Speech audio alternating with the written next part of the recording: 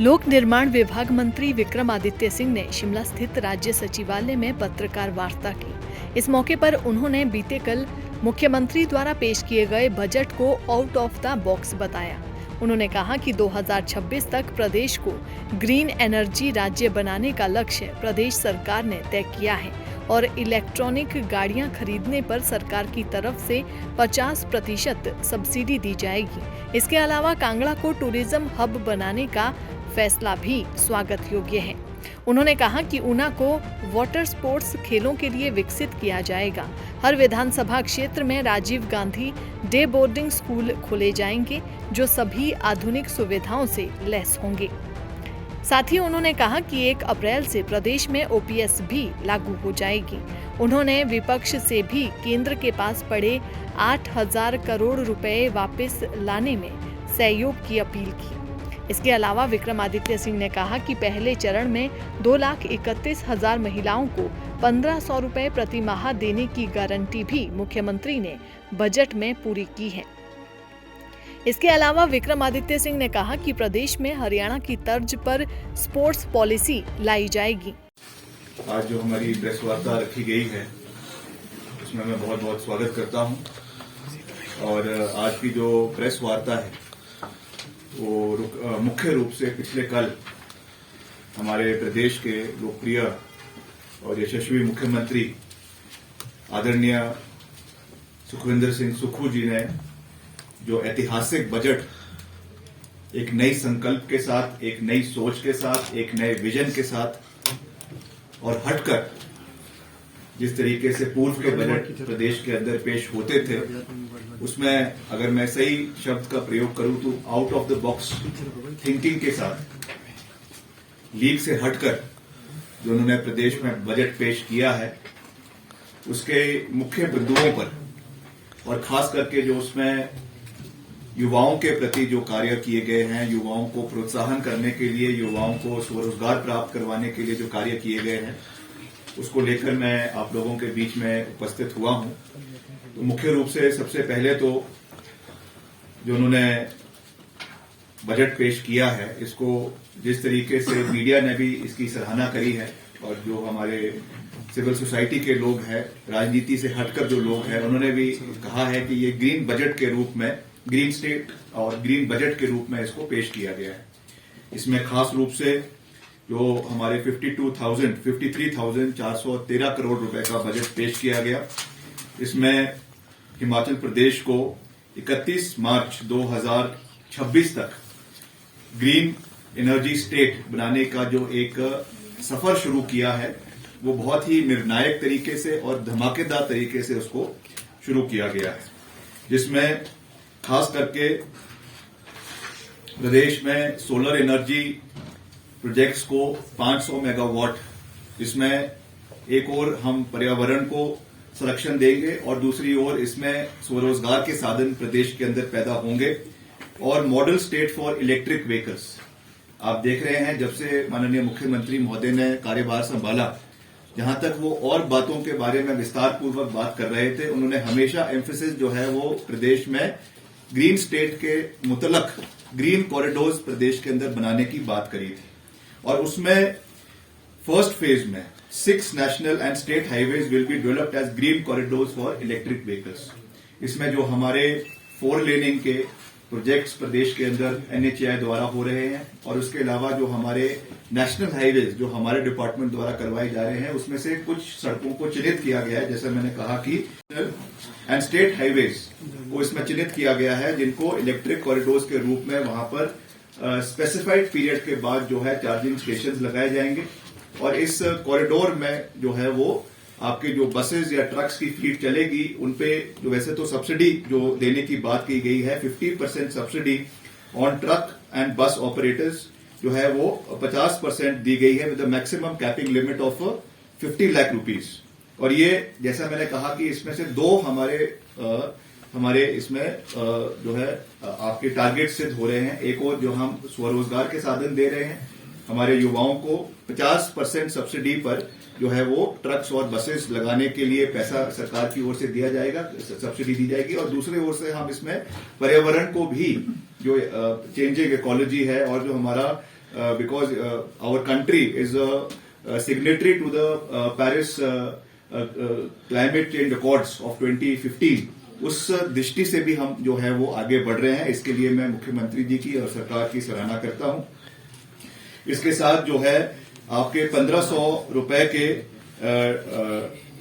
Diesel buses जो है HRTC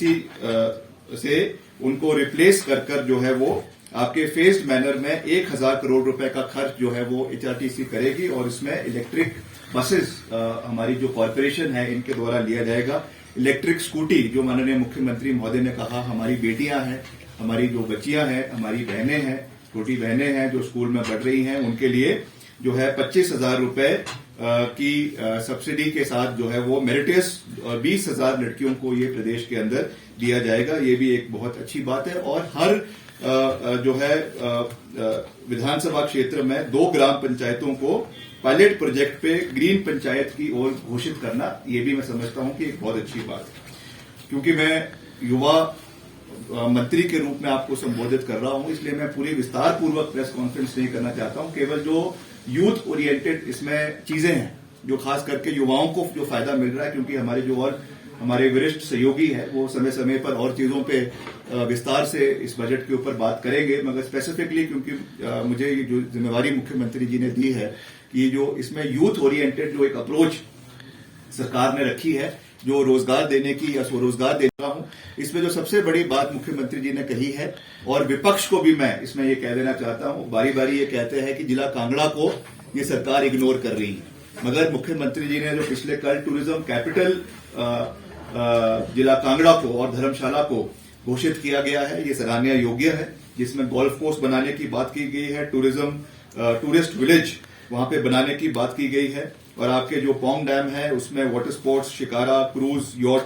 facilities देने की बात की गई है। अभी हाल ही में मैं भी जो है वो हमारा जिला कांगड़ा का जिला ऊना का जो अंदरौली क्षेत्र है वहां पे गया था, जो कुटलैर विधानसभा क्षेत्र के अंतर्गत आता है, और वहां पे जो असीम आपकी अपॉर्चुनिटीज आपके वाटर स्पोर्ट्स को डेवलप करने की है, उस चीज को भी हमें आने वाले समय में, क्योंकि ये डिपार्टमेंट भी हमारे पास है यूथ सर्विसेज एंड स्पोर्ट्स, इसके माध्यम से हम और एक बड़े स्तर पर टूरिज्म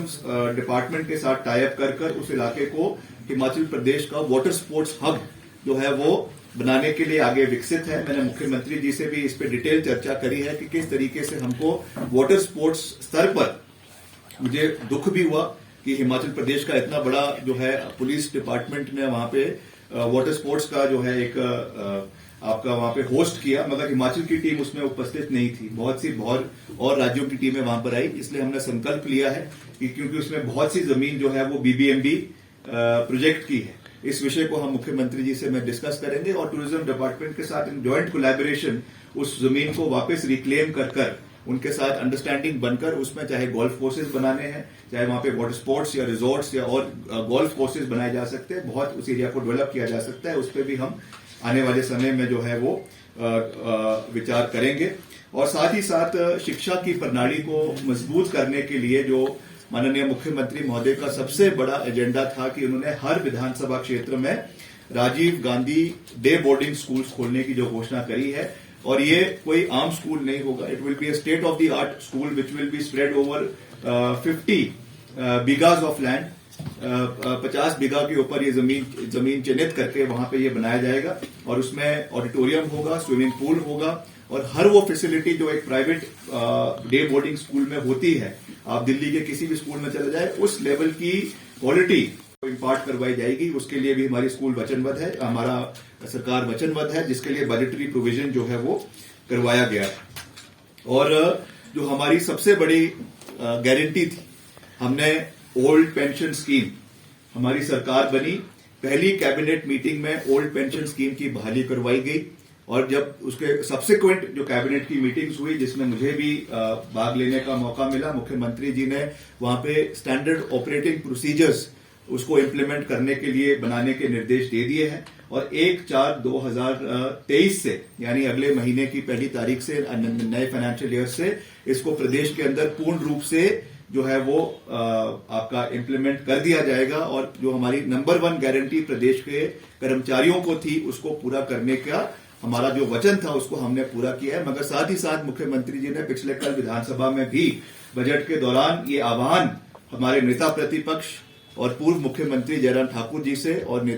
भी जो हमारे भाजपा के नेता हैं उनसे भी किया है कि कलेक्टिव रिस्पॉन्सिबिलिटी हमने इसको इम्प्लीमेंट किया है। मगर इसमें जो 8,000 करोड़ रुपए बकाया जो केंद्र सरकार के पास उपस्थित है उसको वापस लाने के लिए भी केंद्र सरकार के लिए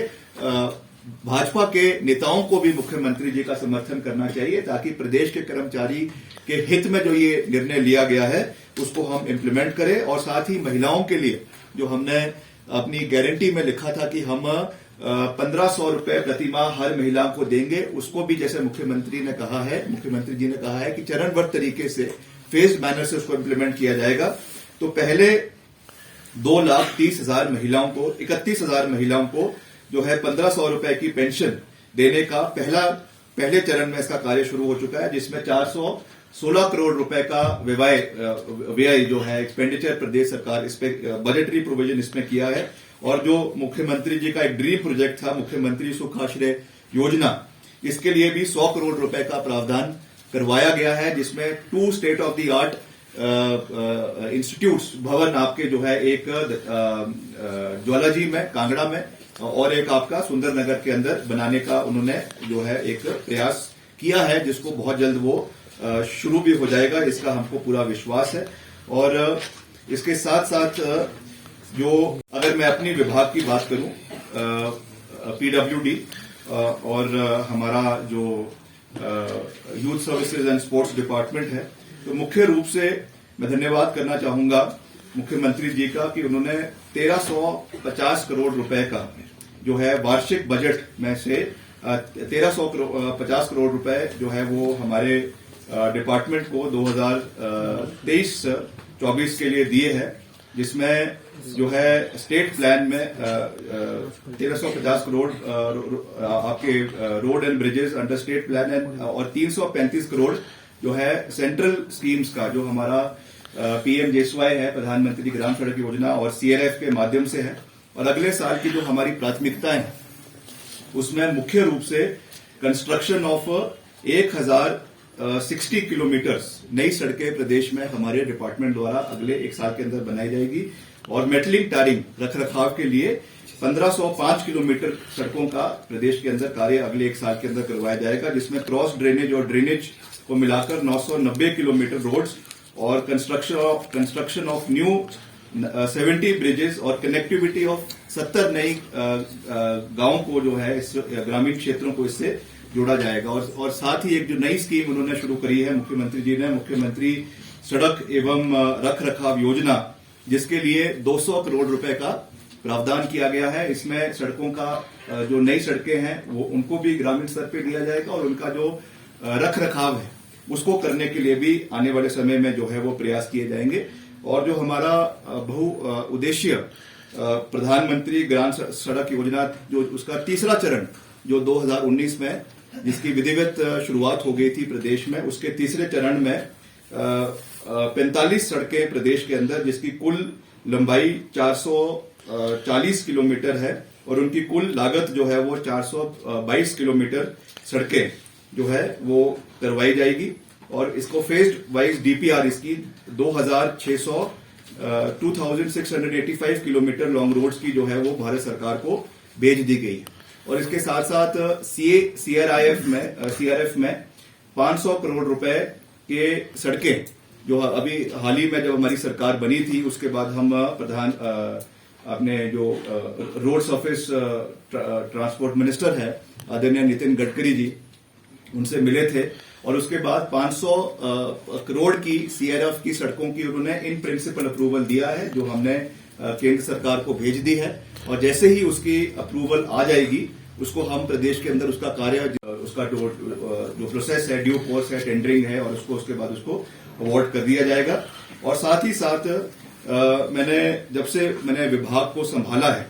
तो मैंने एक बात पे बहुत ध्यान दिया है, क्योंकि PWD डिपार्टमेंट जो है हमेशा से जब हम विपक्ष में रहे कई आरोप और प्रति आरोप की वजह से डिपार्टमेंट का नाम जो है वो कहीं ना कहीं खराब होता दिखता आता था। इसलिए हमने पारदर्शिता लाने के लिए डिपार्टमेंट में ये निर्देश अपने डिपार्टमेंट को दिए हैं कि जितने भी कार्य, एक तो मैंने कल विधानसभा के अंदर ही कहा है एक प्रश्न के जवाब में, कि जो हमारा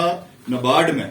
और आपका जो स्टेट हेड में जो भी कार्य प्रदेश के अंदर हो रहा है, उसमें पीडब्ल्यूडी डिपार्टमेंट ये पॉलिसी लेकर आएगी कि एक ठेकेदार को केवल 2 काम दिए जाएंगे, और जब तक वो कार्य पूरे नहीं होते उनको तीसरा काम प्रदेश के अंदर नहीं दिया जाएगा, जिससे एक गति जो है वो धीमी पड़े हुए विकास कार्यों में जो आ गई थी वो उसको हम गति दे सके। और दूसरा, क्योंकि अक्सर ये देखा जाता है कि प्रदेश स्तर के ठेकेदार ही इन कामों को ले लेते हैं, और जो एक जो यूनिफॉर्मिटी और एक जो